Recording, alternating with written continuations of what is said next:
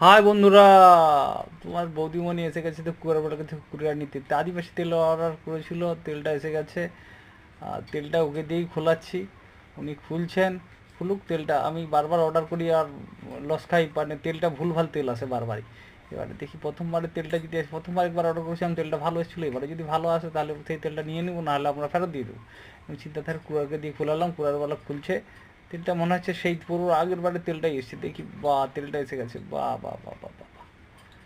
ওরে বাবা, আমার বৌদিমণি, তোমাদের বৌদিমণি মুখে হাসি দেখো। আর পয়সাটা কুরারওয়ালাকে দিয়ে দিলাম তেলের 499 টাকা, 1 টাকা বেশিই নিল। ওরে বাবা, এই হাসি দেখো কে ধরে, এই দেখেছো, তেল পেয়ে গেছে, এবার ঘর পালাবে।